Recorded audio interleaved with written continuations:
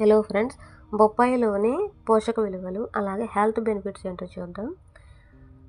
Vitamin A, C, ఈలు ఎక్కువగా ఉంటాయి. ఫోలేట్ ఉంటుంది, potassium, magnesium, fibre, antioxidants, beta కెరోటిన్లు చాలా ఎక్కువగా ఉంటాయి.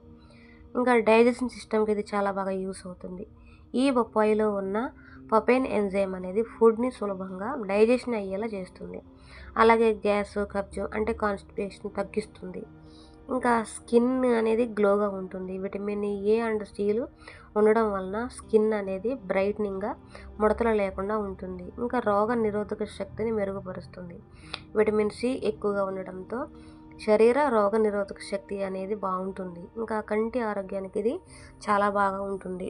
విటమిన్ ఏ వలన కంటి చూపు అనేది బాగా కనపడుతుంది. అలాగే హార్ట్కి సంబంధించిన డిసీజెస్ని కూడా తగ్గిస్తుంది. ఫైబర్, పొటాషియం వలన హార్ట్కి సంబంధించిన సమస్యలు కూడా తగ్గుతాయి.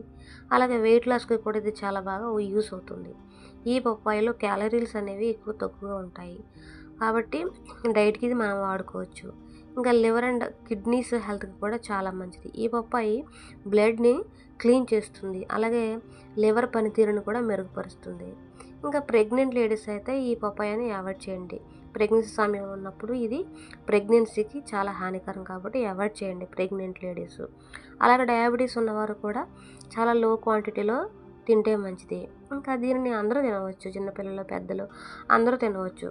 కానీ నైట్ టైం మాత్రం దీనిని అవాయిడ్ చేయండి. ఎందుకంటే డైజెషన్ సిస్టమ్ అనేది నైట్ టైం ఈ పపాయాలో చాలా స్లోగా ఉంటుంది. అలాగే మార్నింగ్ టైం బ్రేక్ఫాస్ట్ తర్వాత ఇంకా ఆఫ్టర్నూన్ లంచ్ తర్వాత తినడం అనేది గుడ్ హ్యాబిట్.